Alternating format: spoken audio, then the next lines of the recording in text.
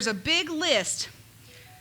I think the thing that I want to bring home to you this morning is the fact that your life will speak after you're dead.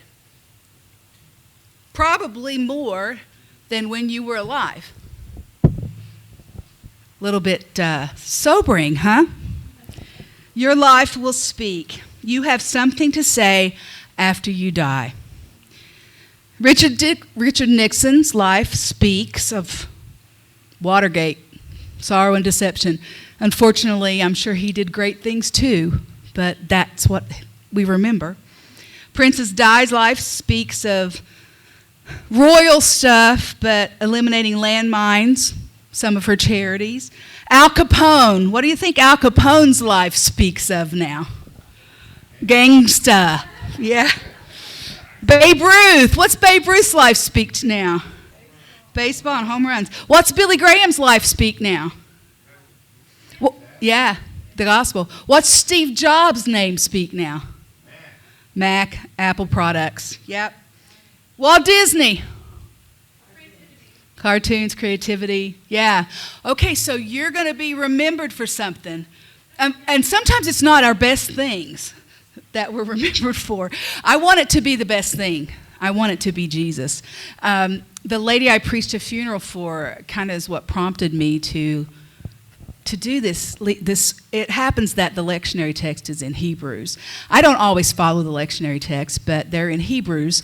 And I thought, well, I'm going to pick up on that idea, Hebrews 11, the Hall of Fame. If there's ever anybody who made it into this list today, it would be Katie that I did a funeral for this week, and she wasn't rich. She wasn't especially, known for anything other than being kind and faithful and loved her family and was very well remembered and loved for having touched people, but most of all, for her faithfulness to Christ, a 64-year member at Southport Baptist Church. So that's pretty amazing. So what do you want your life to speak after you die? Will it speak that you had faith? Will it speak that you trusted Jesus with your life?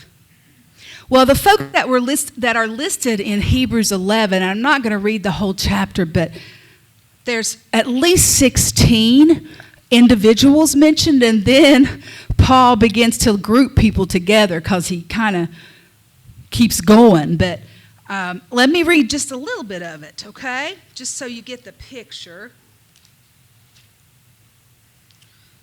Now, faith is the assurance of things hoped for, the conviction of things not seen. Indeed, by faith our ancestors received approval.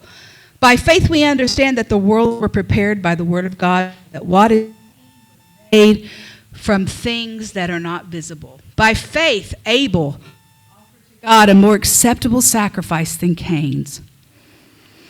Through this he received approval as righteousness, God himself giving approval to his gifts. He died, but through his faith he still speaks. Through his faith he still speaks. By faith Enoch was taken so that he did not experience death. Not found because God had taken him. Enoch didn't die. For it was attested before he was taken away that he had pleased God. And without faith it is impossible to please God, for whoever would approach him must believe that he exists and that he rewards those who seek him. We don't really know what Enoch did in his life exactly, but we do know that he pleased God. By faith Noah, warned by God about events as yet unseen, respected the warning ark to save his household. By this he condemned the world and became an heir to the righteousness that is in accordance with faith. By faith Abraham observed when he was called to set out for a place that he was to receive as an inheritance, And he set out not knowing where he was going. By faith he stayed for a time in the land he had been promised, as in a foreign land, living in tents, as did Isaac and Jacob, who were heirs with him of the same promise.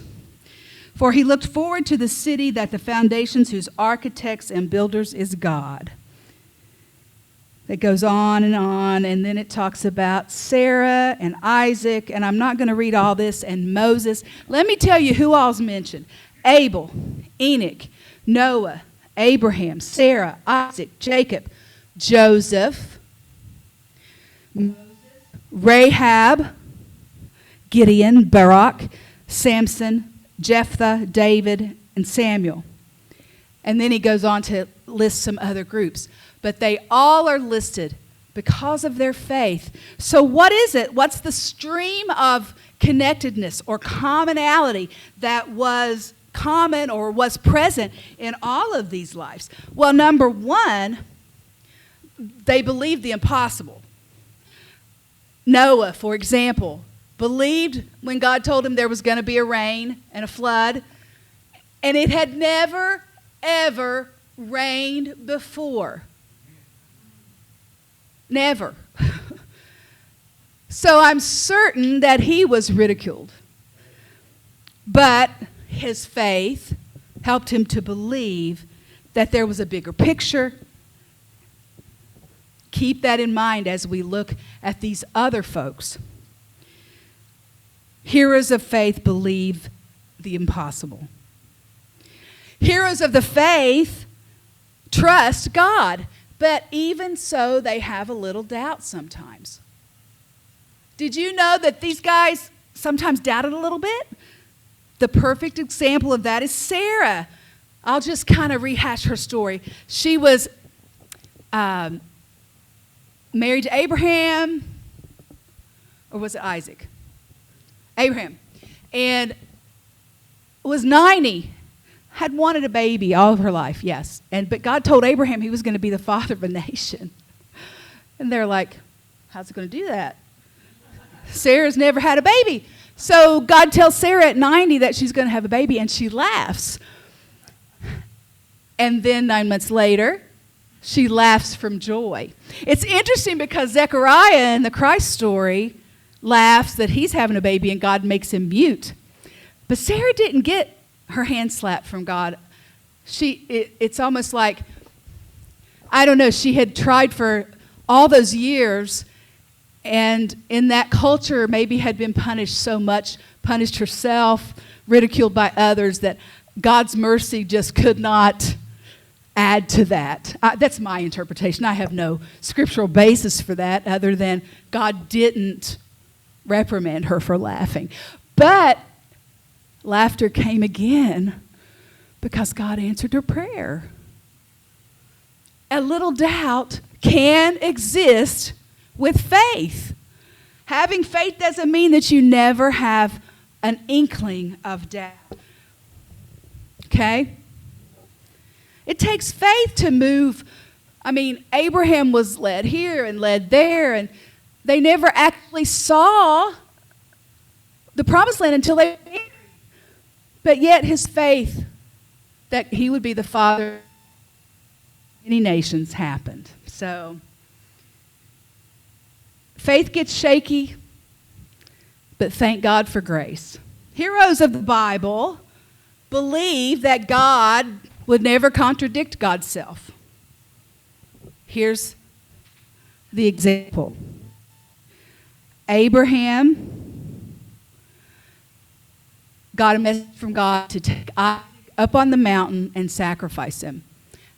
How in the world would he be the father of a nation if he had to sacrifice his son? That would seem contradictory, but God does not contradict himself. His faith led him up the mountain, and he was willing to follow God, but God provided. What did God do? He provided a ram in the bush that was hung for the sacrifice, not Isaac. Heroes of the faith look to the future. He did that for Joseph. Man, Joseph didn't have much to be happy about. His brothers hated him. They sold him into slavery in Egypt. Through God's hand, he came into leadership in Egypt and was over his brothers and his father. And there was a promise to Joseph that his family would return to, pardon me? They would go home, they would leave Egypt, and that they would bow before Joseph. Yes, and it took time, but it happened. So Joseph had to look forward because he didn't have any way to look back. God built that relationship back. It was different. I mean, before he was at their mercy. Then when God flipped the circumstance, they were at his mercy. He was merciful to them. Faith invites the enemy and gets the attention of the enemy. All Satan wants for us is to believe.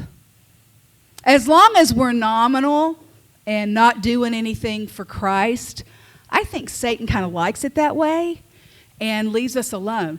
But you get serious about your faith for a minute and you will get attacked. It happens. I've seen it happen. As soon as people make a decision for Christ, it seems like things fall apart. That's when our faith has to step in. Look at Joshua and the Battle of Jericho. Look at Moses at the Red Sea. Who would have thought that as the Egyptian army was chasing the Israelites as they fled, that they would be saved by the Red Sea being parted? These are all lessons from the heroes of faith. They're willing to move when God asked them to. Abraham got up and went without a GPS system, without a detailed strategic plan. The only thing he had was God's assurance that he would not be alone. For the hero of faith, that's enough. Now, have you noticed that sometimes when you are a faithful person, that it takes forever for your prayers to be answered sometimes? Not only that, but we have to wait. Delayed gratification is a big part of a hero of faith, because Moses, if he'd not waited and followed God's plan, Moses was in a position to step up as Pharaoh. But he chose to delay all that and to lead the Israelites out of Egypt. Heroes of faith replace fear with faith. If you look at Daniel, he replaced fear with faith. In the lion's den, God showed up and closed the lion's mouth. His faith was steadfast. And I love this point. Heroes of the faith are imperfect. I think that I had not really taken that to heart, but they were definitely imperfect. I don't think there's anybody in this list who doesn't have an episode where they really messed up. Look at David. Oh my goodness. David messed up with Bathsheba, with sending Bathsheba's husband to the front lines. Gideon was a scaredy cat. Jacob was a deceiver. Moses actually started out as a murderer. Rahab, a prostitute and a liar, but God used her because she had faith and saved the spies. Samson was a womanizer. And David's life, as I mentioned, was a soap opera. The point is that these heroes of faith were regular people, just like regular people today. Yet their trust in God made them stand out in the crowd, and God saw fit for us to know their story. So their legacy of faith, what we remember about them is where they were faithful, but we also remember that they were imperfect. Now, everything in that chapter 11 leads up to chapter 12. So what about chapter 11? You can't read chapter 11 without going into chapter 12. And hear what it says. Therefore, since we are surrounded by so great a cloud of witnesses, let us also lay aside every weight and the sin that clings so closely. And let us run with perseverance the race that is set before us, looking to Jesus, the pioneer and perfecter of our faith, who for the sake of the joy that was set before him endured the cross, disregarding its shame, and has taken his seat at the right hand of the throne of God. That is it. Consider this great cloud of witnesses. All those things about them should make us feel like God can use us too. God can see our faith in the midst of our imperfection. God can help us to be forward thinking.